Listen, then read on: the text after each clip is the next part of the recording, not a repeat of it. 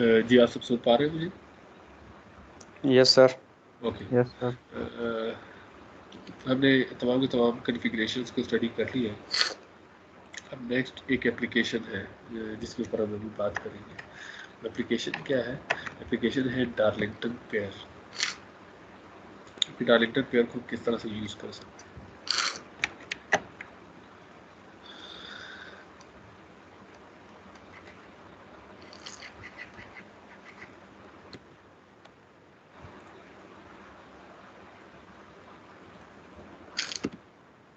जी, तो Darlington pair का मतलब है कि एक ऐसा पेयर जो कि एक साइंटिस्ट डार्लिंगटन ने डिज़ाइन किया, जिसको हम मेजर एप्लीकेशंस में यूज़ कर सकते हैं। अच्छा, वो पेयर क्या है? पेयर का मतलब है कि दो सेट ऑफ एम्पलीफायर्स को कंबाइन किया गया। ठीक है,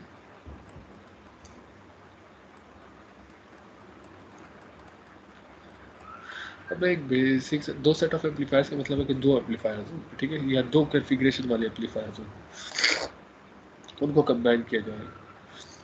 या मैं इसे कह दूँ सेट ऑफ टू एम्पलीफायर्स। फिर से सेट ऑफ टू एम्पलीफायर्स। ठीक है, तो आपको नज़र आ रहा है कि एक एम्पलीफायर ये है, एक एम्पलीफायर ये है। ठीक है, तो क्या आप लोग अगर इसे इंडिविजुअली देखें और फिर इसे इंडिविजुअली देखें, बता सकते हैं कौन सी कॉन्फ़िगरेशन के एम्पलीफायर थे ये?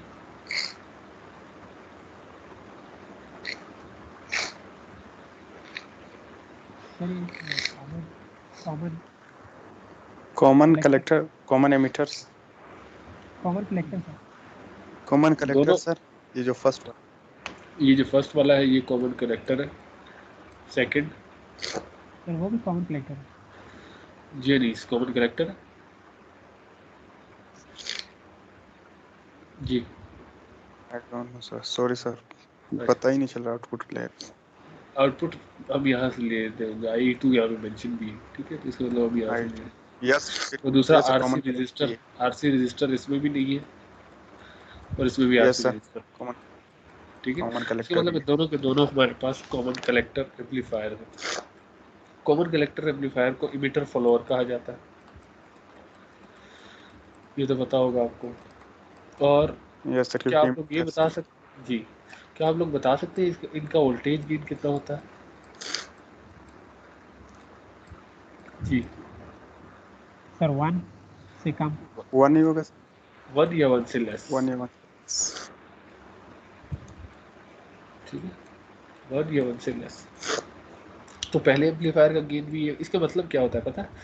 गेन का मतलब ये होता है कि अगर आपने इनपुट वोल्टेज 5 वोल्ट प्रोवाइड की है तो आपको यहाँ पर आउटपुट भी 5 वोल्ट मिलेगी, और ये 5 वोल्ट नेक्स्ट के लिए इनपुट का काम कर रही है, तो यहाँ पर आपको जो आउटपुट मिलेगी वो भी 5 वोल्ट मिलेगी। तो इसका मतलब है कि आपको ना यहाँ पे कोई एम्पलीफिकेशन मिली है ना यहाँ पे एम्पलीफिकेशन मिली है, क्योंकि वो इक्वल टू 1 है। ठीक है, तो ये ज़रूर ध्यान में रखिएगा कि A V dash sorry A V is less than और इक्वल टू 1, चाहे वो 2 है चाहे 1। लेकिन अब हमने अरेंजमेंट जो ये डायरेक्टर पेयर में अरेंजमेंट की गई है वो ये की गई है कि यहाँ से इनपुट प्रोवाइड किया गया है IB1 और आउटपुट ली गई है इमिटर से। ठीक है, और फिर इस आउटपुट को दोबारा से इनपुट के तौर पर प्रोवाइड किया गया है नेक्स्ट ट्रांजिस्टर के बीटा AC में। ठीक है, तो जब आप IE1 कैलकुलेट करते हो तो उसका फार्मूला बनता है IE1 is approximately equal to beta AC IB1। Beta AC1 क्यों लिखा है? ताकि आपको पता चले कि ये इस ट्रांजिस्टर 1 की बात हो रही है, ट्रांजिस्टर नंबर 1 की गेन की। ठीक है, फार्मूला ये वही है, IC is equal to beta IB।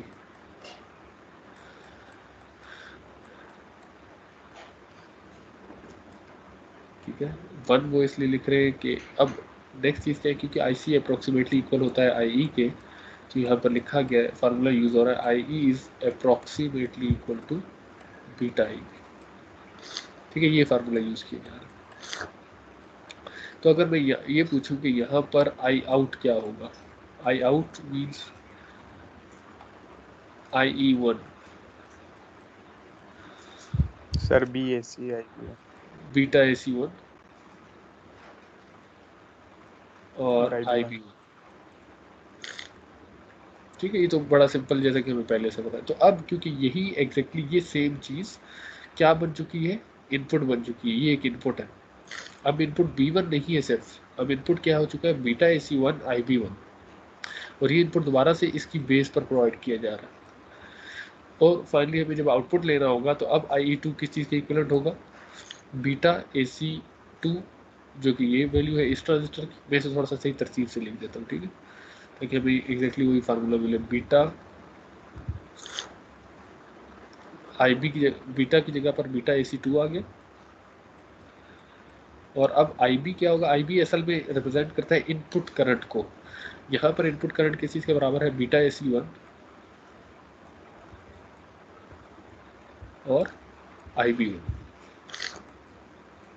तो आप देख रहे हो करंट का गेन बहुत ज़्यादा डबल हो चुका है, बीटा AC1 बीटा AC2। और अगर ये दोनों इक्वल होंगे तो आप इसको बड़ी आसानी से लिख सकते हो बीटा AC स्क्वायर, बीटा का ट्रांजिस्टर दोनों के दोनों सेम होंगे, तो ये हो जाएगा बीटा AC स्क्वायर IB1। ठीक है, तो इसका मतलब क्या होगा कि अगर आपने करंट यहाँ पर 5 प्रोवाइड किया है और गेन भी आपके पास 5 है, तो यहाँ पर करंट आपको मिल जाएगा 25। ठीक है, तो 25 यहाँ पर गेन 5 है, तो 25 मल्टीप्लाई बाय 5 कितना हो जाएगा, 125। तो फाइनली आपने 5 एम्पेयर प्रोवाइड किया होगा और आपको यहाँ पे कितना मिल रहा होगा, 125 एम्पेयर। ठीक है, इस सर्किट डायग्राम में होपफुली आपको कोई कन्फ्यूजन नहीं होगी, लेकिन जो चीज़ बताना मकसद है वो ये है कि अगर आपके एक एम्पलीफायर, एक ट्रांजिस्टर की लिमिट सिर्फ 25 आउटपुट करंट तक है, उसे और ज़्यादा बढ़ाने के लिए क्या करना पड़ता है, फिर हमें मल्टी स्टेज एम्पलीफायर्स यूज़ करने पड़ते हैं। इसे कहा जाता है multi stage amplifier. Multi stage का मतलब क्या होता है कि एक स्टेज ऑफ एम्पलीफायर 5 करंट को यहाँ तक पहुँचा रहा है और दूसरा स्टेज जो एम्पलीफायर वहाँ तक पहुँच जा रहा है। ठीक है, तो अगर एक की डेटा रेटिंग 25 से अबव नहीं जा रही तो आप 25 से ज़्यादा नहीं ले सकते। तो इस तरह के एम्पलीफायर्स में आपको फिर क्या करना पड़ता है, मल्टी स्टेज एम्पलीफायर यूज़ करना होता है, ताकि आप 5 को 25 तक पहुँचाएँ और फिर नेक्स्ट एम्पलीफायर आपका 25 को 125 तक पहुँचा दे और आपको डिज़ायर्ड एम्पलीफिकेशन करंट मिल जाए। ठीक है, कोई क्वेश्चन है तो पूछ लें। ये दो फार्मूलाज में कोई कन्फ्यूजन, क्योंकि अब ये पूरे जो डायरेक्टर पेयर होगा इसका बीटा AC किसके इक्वल होगा, बीटा AC1 बीटा AC2, क्योंकि बीटा AC1 और बीटा AC2 मल्टीप्लाई हो रहा है, ये देखिए। सर स्क्वायर के बराबर होगा सर, ये तो अगर बीटा इसी इक्वल हो, बिल्कुल। अगर इक्वल हो, अगर लेट सपोज ये भी 5 हो और ये भी 5 हो, तब स्क्वायर हो सकता है। अगर ये दोनों 5 5 नहीं, ये 5 है और ये 2.5 है, तब तो आप उसे स्क्वायर नहीं लिख सकते। Yes sir yes. ठीक है, इसीलिए आपको लिखना चाहिए बीटा AC1 बीटा AC2। अब हुआ क्या है, अब इनपुट रेजिस्टेंस ज़्यादा हो गई। इनपुट रेजिस्टेंस ज़्यादा होने से क्या फ़ायदा हो जाएगा कि अब आपके पास जो बीटा AC, सिर्फ पहले बीटा AC लिखा जाता था, वो बीटा AC1 और बीटा AC2 लिखा जा रहा है। तो इनपुट रेजिस्टेंस और भी ज़्यादा बढ़ जाएगी। तो आपको जो R2 रेजिस्टेंस कनेक्ट करते थे आप, वो इतने ज़्यादा अफेक्ट नहीं कर रहे, क्योंकि पहले से बहुत ज़्यादा ग्रेटर वैल्यूज़ होंगी। ठीक है, अब ये तो सिर्फ इसकी अंडरस्टैंडिंग है। अब हम आते हैं कि एक्चुअली इसका फ़ायदा कहाँ पर हो सकता है। ठीक है, इसका फ़ायदा बहुत जगहों पर ऐसे हो सकता है, क्योंकि इसकी आउटपुट रेजिस्टेंस कम है। आपने पढ़ा था कि जो कॉमन कलेक्टर एम्पलीफायर है उसकी आउटपुट रेजिस्टेंस कम होती है, लेस होती है। तो इसका मतलब है कि ये आपने एक दफ़ा एटलीस्ट आपने क्वेश्चन किया था कि हम अगर 8 ओहम रेजिस्टेंस कनेक्ट करना चाहें, तो फिर आपको याद है उसके जो हमने गेन कैलकुलेट किया था वो बहुत ज़्यादा नीचे आ चुका था, क्योंकि RC पैरेलल आता था RL के साथ। RL की वैल्यू को भी आपको कम करना पड़ता था, जिसकी वजह से गेन बहुत ज़्यादा कम हो जाता था। तो इसका मतलब है कि 8 ओहम का रेजिस्टर डायरेक्टली यूज़ नहीं कर सकते थे अपने कॉमन इमीटर एम्पलीफायर के साथ, क्योंकि कॉमन इमीटर एक अच्छा पावर एम्पलीफायर है।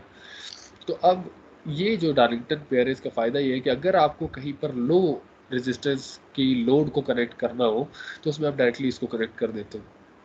इसके दो फ़ायदे हो जाएंगे, एक तो लो रेजिस्टेंस कनेक्ट हो जाएगा, एक आपको हाइयर करंट गेन मिल जाएगा। तीसरा फ़ायदा ये होगा कि ये वोल्टेज को बहुत ज़्यादा डिस्टर्ब नहीं कर रहा होगा, आपको कांस्टेंट वोल्टेज मिल रही होगी, सॉरी लेस देन।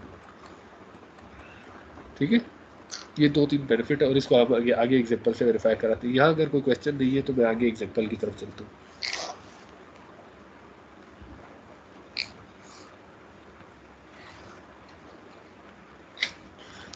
जी, क्वेश्चन नहीं, एग्जांपल की तरफ आते हैं। ठीक है, डॉटेड लाइन का मतलब है कि आपको पता है या तो यहाँ पे DC बाइसिंग यूज़ होगी या क्या यूज़ होगा, वोल्टेज डिवाइडर बाइस।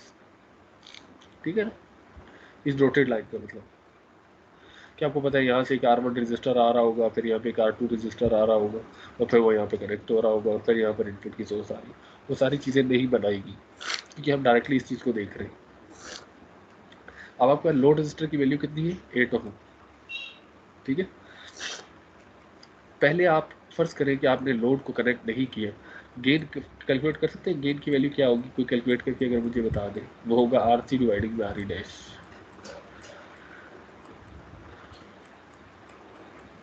जी 1000, क्योंकि अगर लोड कनेक्टेड नहीं है तो आर लोड नहीं आ रहा होगा, उसके साथ RC के साथ पैरेलल में, तो 1000 डिवाइडिंग बाय 5, तो ये कितना होगा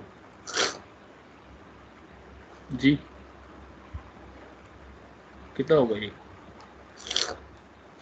RC की वैल्यू 200। 1000 है डिवाइडिंग बाय 5, यस सर। ये आपके पास 200। तो इसका मतलब आपने जो एक्चुअल एम्पलीफायर डिज़ाइन किया है उससे आप गेन कितना अचीव करना चाहते हो, 200। अगर आप लोड एक्यूरेट कनेक्ट नहीं करते, अब बात वक्त आपकी मजबूरी होती है कि आप ग्रेटर लोड नहीं कनेक्ट करना चाहते, आप स्मॉलर लोड कनेक्ट करना चाहते हो, ठीक है। स्मॉलर लोड इसलिए यूज़ होता है कि आपके पास पावर कम यूज़ हो रही है, ठीक है। तो अब क्या करना पड़ेगा, अब जब आप देख रहे हो लोड रजिस्टर की वैल्यू कितनी है, 8 ओम, जो कि बहुत ज़्यादा कम है RC से, जबकि बेसिक रिक्वायरमेंट क्या है, RL की वैल्यू एटलीस्ट कितनी होनी चाहिए, 10 टाइम ग्रेटर होनी चाहिए। एटलीस्ट 10 किलो ओम होनी चाहिए थी, तब जाकर आप यही गेन अचीव कर सकते हो, अदरवाइज नहीं कर सकते। तो आपने बताया था 10 किलो ओम होना चाहिए या इन्फिनिटी तक आप कुछ भी कनेक्ट कर लो, 10 किलो ओम से नीचे नहीं कनेक्ट कर सकते। अगर आप इसे कनेक्ट करोगे तो अब गेन क्या हो जाएगा, AB is equal to RC parallel with RL dividing by RE dash.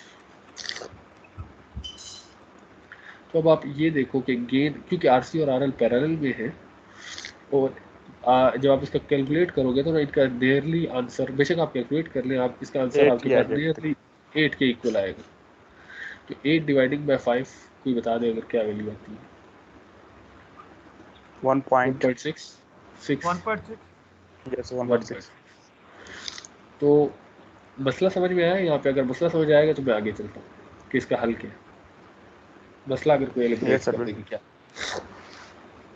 क्या है मसला।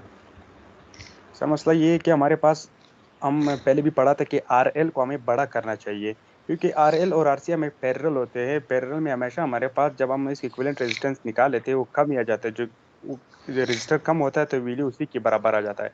यहाँ पे हमारे पास RL बहुत ही कम है, तो जब हम इनके इक्विवेलेंट निकाल लेते हैं तो हमारे पास वैल्यू बहुत ही कम आ जाती है। RL, क्योंकि RL बहुत कम है, तो वो कम वैल्यू की वजह से हमारे गेन पे इफेक्ट पड़ रहा है।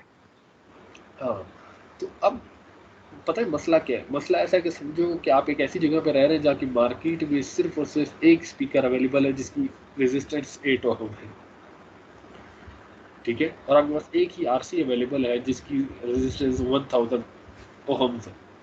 तो अब आप RL को 10 किलो ओम यूज ही नहीं कर सकते, ठीक है। अब करना क्या पड़ेगा, आप चाहते हो कि आपको गेन भी हाइयर मिले, जैसे कि ये गेन है 200, आप चाहते हो मुझे गेन बहुत ज़्यादा हाई मिले और मेरी रेजिस्टेंस बहुत ज़्यादा स्मॉलर हो, ये आपका मेन ऑब्जेक्टिव है।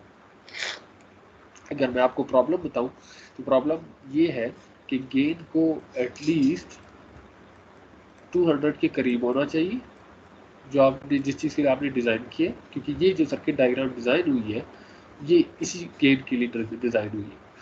लेकिन आपकी मजबूरी ये है कि लोड रेजिस्टर की वैल्यू 8 होगी। अब इस तरह के मसले को अगर तो आप डायरेक्टली कनेक्ट करते हो तो आप देख रहे हो कि आपका गेन 200 से 200 टाइम्स नीचे जाकर 1.6 की वैल्यू तक पहुंच चुका है, जो कि ना होने के बराबर है, ठीक है। तो अब आपको कनेक्ट भी 8 ओम ही करना है और गेन भी 200 के करीब लेकर आना है, या एटलीस्ट अगर कम होता है तो बहुत ज़्यादा कम ना हो, एटलीस्ट 80% ऑफ रिजल्ट आ रहा हो या 85। तो अब आप करना क्या होगा, अब आप इसकी ये जो दरमियान वाली स्टेज है ना, ये स्टेज, इसे आप ब्रेक करोगे। इसे ब्रेक किस तरह से करोगे, यहाँ पर आप लगाओगे डार्लिंगटन पेयर, मैं उसे DP लिख रहा हूँ, ठीक है, डार्लिंगटन पेयर, क्योंकि हम क्या पढ़ रहे हैं, डार्लिंगटन पेयर की एप्लीकेशन। अब जब यहाँ पे डार्लिंगटन पेयर यूज़ करोगे तो बेशक आपके सर्किट डायग्राम तो थोड़ी कम्प्लेक्स हो जाएगी, लेकिन आउटपुट में आपको यही लोड कनेक्ट करना होगा। तो देखते हैं कि हमें गेन कितना मिल सकता है। ठीक है, सर्किट डायग्राम समझ में आ रही है? मैंने सिर्फ इस पॉइंट पर जहाँ पर RL कनेक्टेड था, अगर आप पिछले एग्जाम्पल को देखिए, यहाँ पे RL कनेक्टेड है, ये पॉइंट RL की जगह पर ये पूरा डार्लिंगटन पेयर लगा दिए और फिर आउटपुट में ये लोड लगा दिया। ठीक है, समझ में आ रहा है? सर्किट डायग्राम समझ में आई? Yes sir. अगर कोई कंफ्यूजन है तो पूछ लें। सिर्फ और सिर्फ मैंने यहाँ पे अभी सर्किट डायग्राम कॉम्प्लेक्स हो गई है, क्योंकि यहाँ पर भी तो कुछ ना कुछ होगा। यहाँ पर क्या होगा, R1 होगा, यहाँ पर क्या होगा, R2 होगा, सिर्फ यू करेंगे। यहाँ पर शायद RE भी हो, और वो क्या हो रहा होगा, बाईपास हो रहा होगा।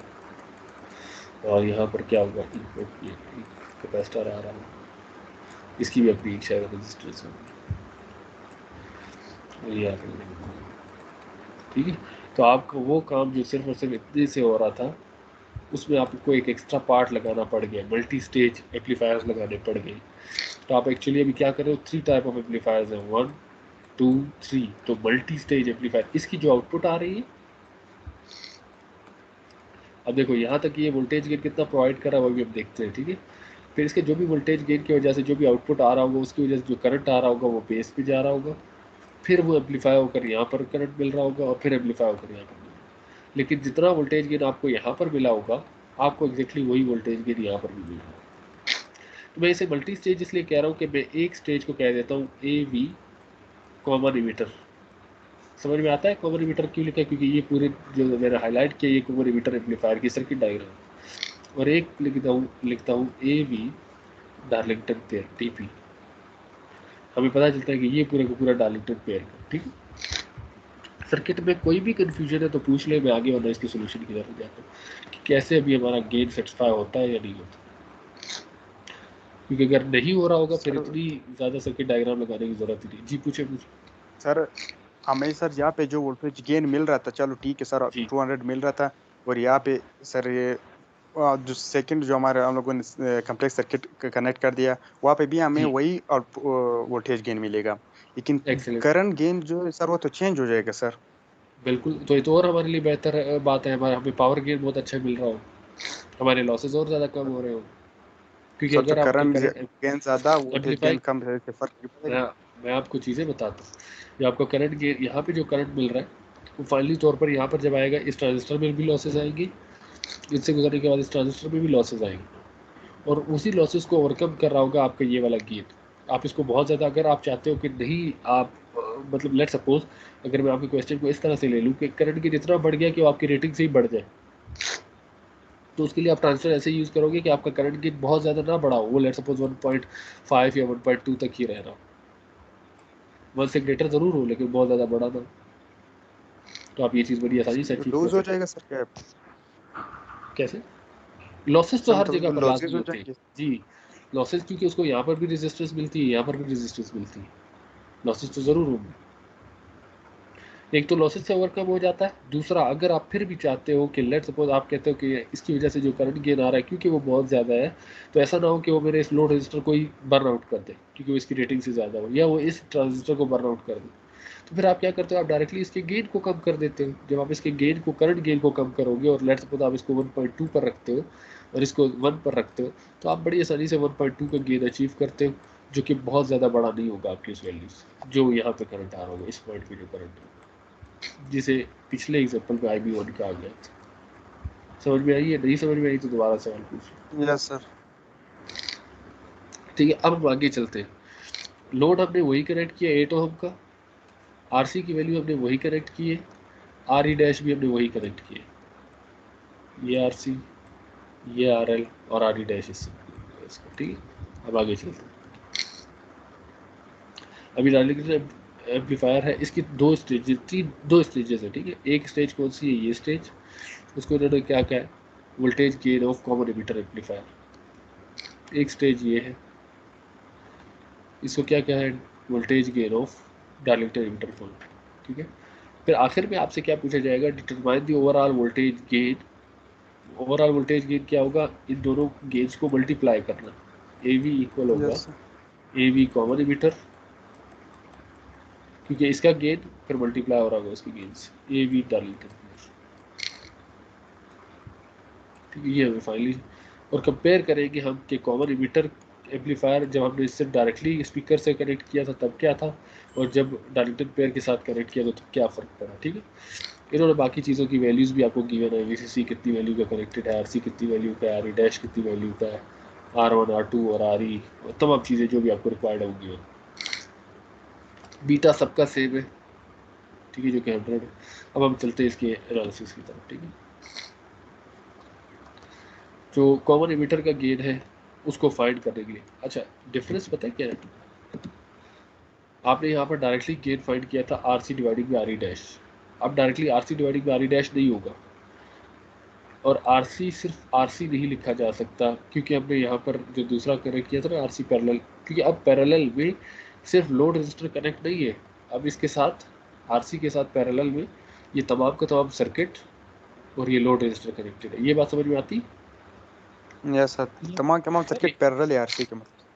सर जी जी तो जी जी लोड लगाएंगे पहले सर्किट पे, वो जी, इसकी इनपुट रेजिस्टेंस होएगी फिर।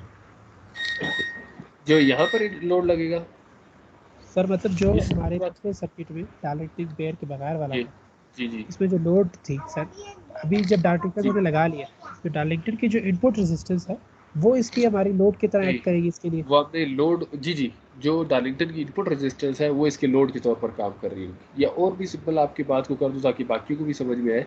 अब ये जो आरसी है इसमें देखो कैपेसिटर, इसके बाद ये जो पॉइंट है ना, इस पॉइंट के बाद जितनी भी चीज़ें लगी हुई हैं वो तमाम की तमाम किस चीज़ में काउंट हो रही होंगी, उसके लोड के तौर पर काउंट हो रही है। तो एक्चुअली हमने पता है क्या किया है, जो काम अगर मैं आपको समझाना चाह रहा हूँ, हम एटलीस्ट 10 किलो ओम चाहिए था, तो क्योंकि मैं 10 किलो ओम नहीं लगा सकता था, मेरे पास लोड 8 ओम का था, तो मैंने ये सर्किट लगा कर उसकी रेजिस्टेंस को बहुत ज़्यादा बढ़ा दिया, जो कि nearly equal to 10 kilo ohm पहुँच जाएगा। ये 10 किलो ओम नहीं तो 10 से थोड़ा कम होगा, जिसकी वजह से आरसी और वो जब पैरेलल में आ रहे होंगे तो उसका गेन आपको नियरली इक्वल समझ में पहुँच रहा होगा। तो सर मैंने यहाँ पर ये जो एक्स्ट्रा सर्किट कनेक्ट किया ना इस पॉइंट के बाद, इस पॉइंट के बाद ये सिर्फ इसलिए किया है कि यहाँ पर जो हम डायरेक्टली लोड लगा रहे थे उसकी रेजिस्टेंस बहुत ज़्यादा बढ़ जाए, बस। जी पूछिए।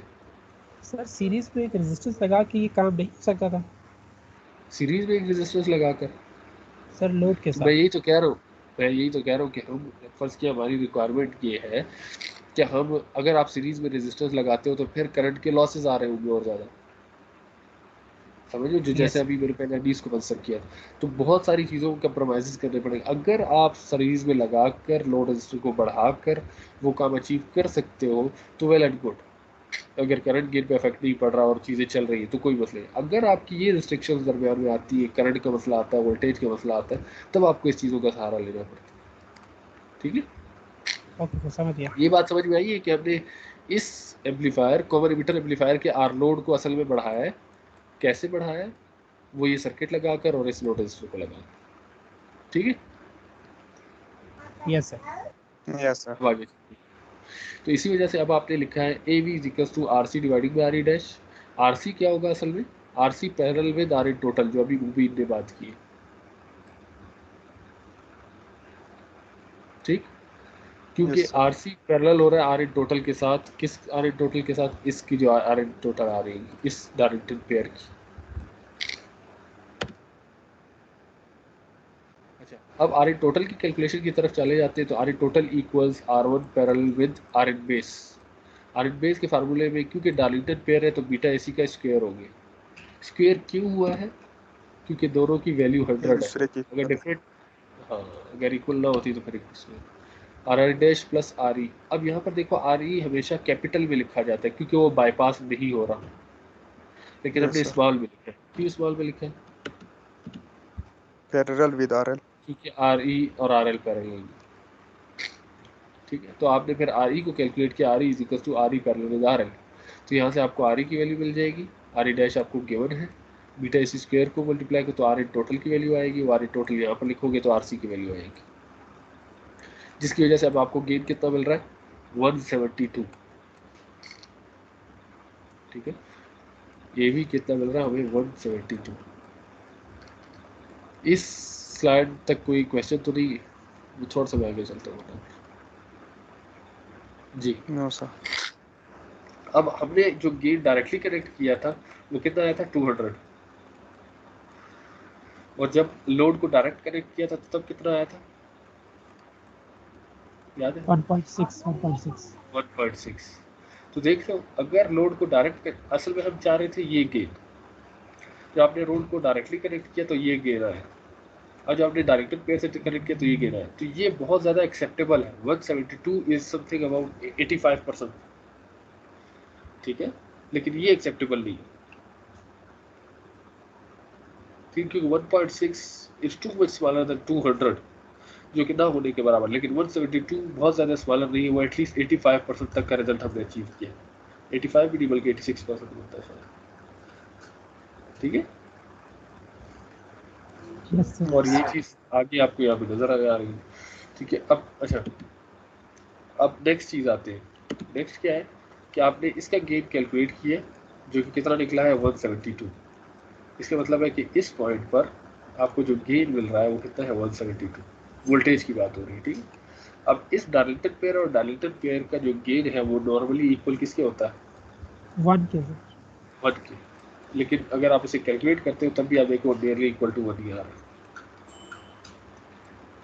R E dividing value dash plus R ई आप कैलकुलेट करते हो तब भी नियरली इक्वल टू 1। तो फाइनली आपने इन दोनों को मल्टीप्लाई किया तो आपके पास आंसर क्या है 170। तो अगर आप डायरेक्टली ड्राइव करते हो तो इन्होंने 1.59 लिखा है, हमारा पास 1.6 आंसर आया था, ठीक है। तो समझ में आई ये बात कि डायलेक्ट्रिक सर। पेयर का फ़ायदा क्या हुआ? डायलेक्ट्रिक पेयर का भी फ़ायदा ये हुआ कि वही लोड 8 ओहम जिसकी वजह से ये मसला क्रिएट हो रहा था, जो कि बड़ा सीवियर मसला था, हमने वही लोड कनेक्ट किया है, लेकिन सिर्फ दरमियान में क्या कर दिया, स्टेज में हमने डायलेक्ट्रिक पेयर को कनेक्ट कर दिया, तो जिसकी वजह से हमें गेन 200 तो नहीं मिल रहा, लेकिन 200 के करीब मिल रहा है, और लोड रेजिस्टर भी यही यूज है, ठीक है। डायलेक्ट्रिक पेयर को यूज करने के ऐसी चीज़ों को तरीका क्वेश्चन है तो पूछ सकते हैं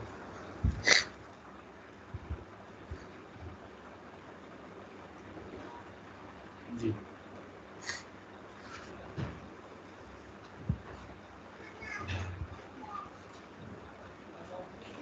कोई क्वेश्चन नहीं जी। तो ये यहाँ तक आपकी तीनों configurations, common emitter configuration, common collector configuration, common base configuration, और आपके पास जो डार्लिंगटन पेयर है वो यहाँ पर कंप्लीट होता है, ठीक है। तो इसके बाद आपके पास पावर एम्पलीफायर आपके इलेक्ट्रॉनिक डिवाइसेस एंड सर्किट्स की कोर्स आउटलाइन में नहीं है। जो मैंने पावर एम्पलीफायर अभी आपको बताया वो आपकी जो इलेक्ट्रॉनिक डिवाइसेस एंड सर्किट्स की कोर्स आउटलाइन है उसमें नहीं है, लेकिन क्योंकि बात चली थी तो मैंने इसलिए आपको बता दिया था, ठीक है। तो मैं एक सिर्फ ओवरव्यू देना चाहूँगा, अगर आप लोग को यहाँ नज़र आए पावर एम्पलीफायर जो पावर एम्पलीफिकेशन के लिए यूज़ हो रहे हो, तो इसका मतलब है कि आप उसको यूज़ कर रहे होंगे किस चीज़ के लिए, कौन सा एम्पलीफायर पावर एम्पलीफिकेशन प्रोवाइड कर सकता है? Common metre. कॉमन इमिटर, ठीक है। कॉमन। फिर उसके 3 तरह के एम्पलीफायर थे। क्लास ए एम्पलीफायर जो कि 360 डिग्री तक फ्लो कर रहा होता है,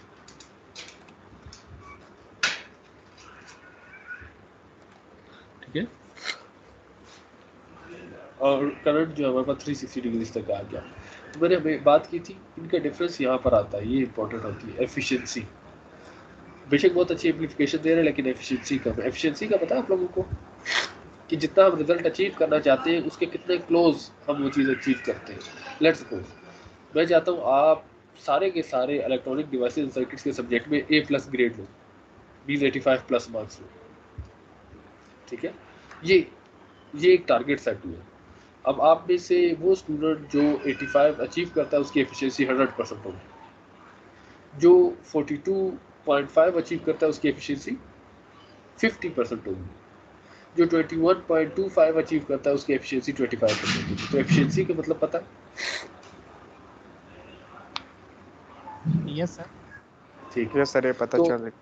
ठीक, तो क्लास ए पावर एम्पलीफायर जो कि 360 डिग्रीज में ऑपरेट कर रहा होता है, उसकी क्यू पॉइंट कहाँ पर होगा? सेंटर में होगा। सेंटर। ठीक है, ना ही वो सेचुरेशन कट ऑफ के करीब होगा, ना ही वो सेचुरेशन के करीब होगा। तो आप देख रहे हो तमाम के तमाम ऑपरेशन लीनियर है, तमाम की तमाम वेव फॉर्म आ रही है 360 डिग्रीज तक आ रही है। सेंटर्ड क्यू पॉइंट होता है। अगर आप उसे आगे की तरफ मूव करोगे तो वो क्लिप होगा। जब क्लिप होगा तो फिर आपको क्या करना पड़ेगा? रेंज को कम करना पड़ेगा, स्मॉलर सिग्नल यूज करना है, अगर आप क्लास ए में ही रहना चाहते हैं। तो अगर आप स्मॉल सिग्नल करना चाहते हो फिर आप किसी भी पॉइंट के करीब भी बाइसिंग कर सकते हो, लेकिन अगर लार्ज सिग्नल है तो फिर आपको सेंटर्ड क्यू पॉइंट की बाइसिंग करनी होगी। ये कुछ फार्मूलाज हैं जो हम ले लेते हैं जिसमें एफिशिएंसी कैलकुलेट होती है। तो ये देखो, ये एक पावर एम्पलीफायर की सर्किट डायग्राम समझ में आती है? डायग्राम सर इसमें भी डायलेक्ट्रिक पेयर लगे। अभी जो यस आपने सर। जो एग्जांपल सॉल्व किया है ना, अभी वो एग्जैक्टली ये उसकी circuit diagram, complete circuit diagram ये। बिल्कुल। क्या आपको एक स्मॉल लोड कनेक्ट करना था, लेकिन आपको गेन हायर चाहिए था। ठीक है, एक स्मॉल, वहाँ पर सिर्फ स्पीकर की वैल्यू 8 ओम थी, यहाँ पर आपके पास 16 ओम है, बाकी आरसी की वैल्यू वही 1 किलो ओम थी। तो आपने क्या किया? डार्लिंगटन पेयर कनेक्ट किया है, तो आर टोटल कनेक्ट कर यहाँ पर पार्शियली तौर पर चीज़ें बाईपास हो रही है। आपको तो पता है ना पार्शियली तौर पर बाईपास होनी चाहिए। तो यस। आप बड़ी आसानी से ये जो आपके पास सर्किट डायग्राम गिवन है ना, ये सर्किट डायग्राम मतलब अब इस सर्किट डायग्राम को देख कर डर तो नहीं लगता है? मेरा पूछने का मकसद ये है क्योंकि अभी तक हमने सर जितना पढ़ा है तो इस सर्किट डायग्राम को देखकर डर नहीं लगना चाहिए। और अगर आपको बिल्कुल यस सर स्टार्ट बिल्कुल। में दिखाई जाती है तो बहुत डर लगना चाहिए। अब आसान क्या है, जब शक्ल भी बुरी मल्टी है स्टेज, वैसे डर नहीं लगा। अच्छा, जब भी मल्टी स्टेज एम्पलीफायर होता है ना, मल्टी स्टेज एम्पलीफायर, उसे आप ब्रेक करते हो 2 पोर्शन में। तो आप सबसे पहले इसे एक पोर्शन बना लोगे, ये बन जाएगा कॉमन इमीटर का पोर्शन। कॉमन इमीटर तो आपको आता है। आप जब डीसी एनालिसिस यस करने सर। लगोगे तो आप क्या करोगे? कैपेसिटर्स को ओपन कर दोगे, डीसी एनालिसिस कर लोगे, उससे आपको क्यू पॉइंट मिल जाएगा, कट ऑफ पॉइंट मिल जाएगा, सिचुएशन पॉइंट मिल जाएगा, डीसी लोड लाइन मिल जाएगी, क्यू पॉइंट मिल जाएगा, ये लिमिट्स मिल जाएगी, जिससे आप ये बता सकोगे कि आपके पास इससे ज़्यादा का करंट आप नहीं लगा सकते। ठीक है, ये ग्राफ मिल जाएगा ना आप लोगों को, ये डीसी एनालिसिस से होगी। फिर आप एसी एनालिसिस करोगे, आप इनको शॉर्ट करोगे और सारी चीज़ें करोगे। ठीक है, फिर आप एसी एनालिसिस करोगे तो आपको पता चल जाएगा कि वेव फॉर्म क्लिप तो नहीं हो रही कहीं, विद इन रेंज है। अगर क्लिप कर रही है तो आपको इनपुट सिग्नल को कम करना होगा ताकि वो क्लिप ना कर रही हो। ठीक है, क्योंकि गेन की वैल्यूज तो सेट होंगी तो आपको इनपुट को कम करना होगा। अच्छा, फिर जब ये चीज़ कर ली, अब दूसरी स्टेज क्या है? Darlington pair. डार्लिंगटन पेयर में तो कंफ्यूज होने की जरूरत नहीं है, आप इसको डायरेक्टली लिख सकते हो A V is approximately equal to 1, कुछ कैलकुलेट करने की जरूरत नहीं। सर ये सिर्फ मतलब डायरेक्टन फैक्टर को सिर्फ इसीलिए यूज कर रहे ताकि आरएल को हम लोग बड़ा कर सके सर। सिर्फ आरएल हमारा यूज हो सके और ये एक रेजिस्टेंस का काम दे सके, जिसका आंसर आपको उसने भी यस। किया था मुबीन ने कि हम असल में हमने एक सीरीज में रेजिस्टेंस ही लगाई है, लेकिन उसका सीरीज में रेजिस्टेंस लगाने के से क्या हो सकता है? आपका करंट बहुत ज़्यादा लिमिट हो सकता है, जिसकी वजह से यस करंट सर इतना बिल्कुल। ज़्यादा कम हो जाए कि आपको पावर गेन ना मिल रहा हो। तो इसलिए हायर करंट गेन इससे अचीव किया जा रहा है, डार्लिंगटन पेयर से, और हायर वोल्टेज गेन जो है ए बी, वो कॉमन इमीटर से अचीव मीटर। किया जा रहा है। ठीक है, तो आप जब इनको 2 स्टेजेस में कन्वर्ट करते हो तो आपका मसला बड़ा आसान हो जाता है। जैसा कि अभी मैंने पिछला एग्जांपल आपको दिखाया, तो कैलकुलेशंस एक स्लाइड पर आ गई थी जिसके जरिए से आपने सारी चीज़ें कैलकुलेट कर ली। ठीक है, तो ये एक पावर एम्पलीफायर की एक यस सर। सर्किट डायग्राम है जो कि अभी आपने सॉल्व भी की है। एग्जैक्टली ये चीज़ सॉल्व की है आपने, जो कि यहाँ पर इधर भी सॉल्व हुई हुई आपको मिल जाएगी। A V R C 1 dividing R E dash plus R E, फिर आर सी 1 आपको कैलकुलेट करना होगा। वो किस तरह से होगा? R C parallel with R in total. देख रहे हो, आर इन टोटल कैलकुलेट किए, ये सारी चीज़ आर इन टोटल है। सिर्फ वहाँ पर नंबरिंग हम R1 R2 यूज़ कर रहे थे, यहाँ पे R3 R4 क्यों है? क्योंकि यहाँ पर रजिस्टर का नाम R3 है।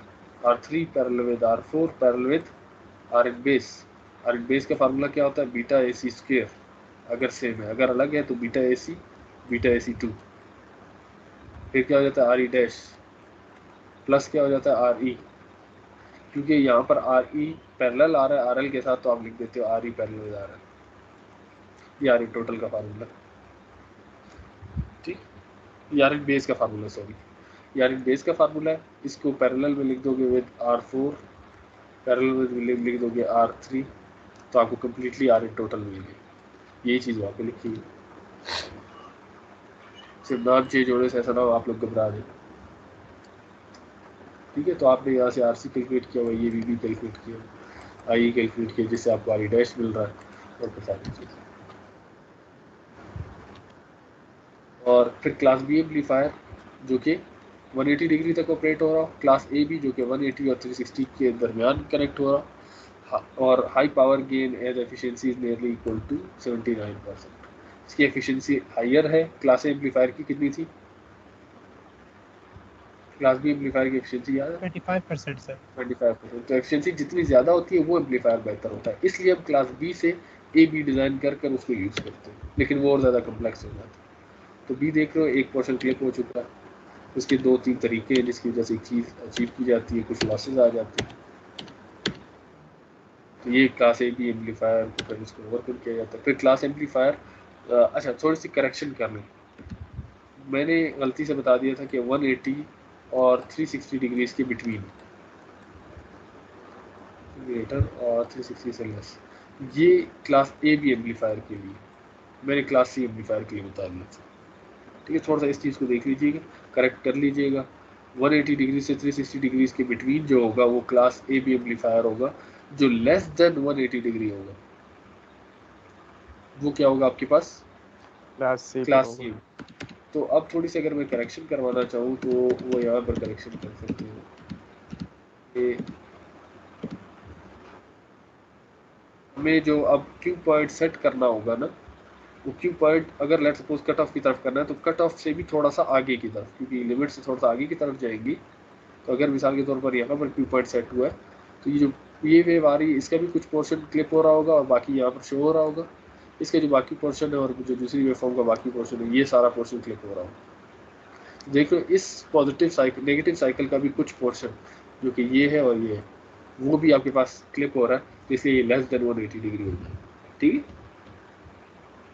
या अगर आप इसको इस तरफ और लेकर जाना चाहते हैं तो लेट्स सपोज वो यहाँ पर बाइसिंग हुई है, तो एक साइकिल तो कम्प्लीटली क्लिप हो रहा है, दूसरे साइकिल का भी कुछ पोर्शन ये और ये पोर्शन क्लिप हो रहे हैं, तो आपको सिर्फ यहाँ पर ये वाला पोर्शन मिल रहा है जो कि लेस देन 180 डिग्री, ठीक है। यस थोड़ी सी करेक्शन कर लीजिएगा क्लास सी एम्पलीफायर की, देखिएगा ज़रूर, ठीक है। थोड़ा डिटेल भी नहीं, लेकिन वो जो पहला एग्जांपल था उसको जरूर देखिए। क्लास सी एम्पलीफायर ये देखो वो बिल्कुल स्मॉल सा पोर्शन, उस वेवफॉर्म का सिर्फ ये पोर्शन, बाकी सारा क्लिप हो रहा है। फिर ये आपके पास power amplifiers complete, class D amplifier रहता है वो फिर इफिटीज वगैरह से आता है, ठीक है जी। तो ये यहाँ तक फिलहाल तक जो आपने जितना भी स्टडी किया है बीजेटी आपका यहाँ पर एंड हो जाता है, ठीक है जी। बीजेटी के बाद आपका फाइनली अभी लास्ट एक लेक्चर रह गया, वो है न्यू टाइप ऑफ ट्रांजिस्टर है जिसे हम कहते हैं फील्ड इफेक्ट ट्रांजिस्टर, ठीक है, फील्ड इफेक्ट ट्रांजिस्टर। तो इंशाल्लाह हम जब नेक्स्ट लेक्चर लेंगे, होपफुली हम शायद यूनिवर्सिटी में नेक्स्ट लेक्चर लें, तो हम फील्ड इफेक्ट ट्रांजिस्टर्स को देख रहे होंगे जो कि बिल्कुल लास्ट है आप लोगों का, ठीक है। अच्छा ऐसा ना हो कि आप लोग से अगर कहा जाए कि मल्टी स्टेज एम्पलीफायर आपने पढ़ा? यस सर पढ़ा। यस सर, मल्टी स्टेज जो अभी आपने अभी जो डायरेक्टिंग आपने फैक्टर हम डार्लिंगटन लोगों ने, पेयर पढ़ा या कॉमन एमिटर के यस साथ कनेक्ट करके पढ़ा है, इसी एम्पलीफायर्स को मल्टी स्टेज कहा जाता है, ठीक है, या कैस्केडेड एम्पलीफायर। तो ऐसा ना हो बाज़ों का तो आप नाम से वो हो जाते हैं, तो कैस्केडेड एम्पलीफायर्स या मल्टी स्टेज एम्पलीफायर्स सेम चीज़। कैस्केडेड का मतलब है कि एक की आउटपुट दूसरे की इनपुट पे कनेक्ट हो रही है, फिर दूसरे की आउटपुट तीसरे के लिए इनपुट के लिए कनेक्ट हो रही है, जैसा कि आपके पास अभी हुआ कॉमन एमिटर डार्लिंगटन पेयर के फर्स्ट एम्पलीफायर के लिए इनपुट हो रहा था, फिर उसकी आउटपुट दूसरे के लिए इनपुट के तौर पर काम कर रही थी, ठीक है। यस सर, मल्टी स्टेज या कैस्केडेड एम्पलीफायर भी कहा जाता है। तो लास्ट आपका जो अभी रह जाएगा वो है फील्ड इफेक्ट ट्रांजिस्टर। तो हम थोड़ा सा इसको डिटेल में देखेंगे कि अब ऐसा ट्रांजिस्टर होगा जो जंक्शंस पे काम नहीं करेगा, वो फील्ड पे काम करेगा, ठीक है। तो इंशाल्लाह फिर इसको हम अपने नेक्स्ट लेक्चर्स में देखेंगे। सर अगर चैप्टर 6 तक ही सर कंक्लूड कर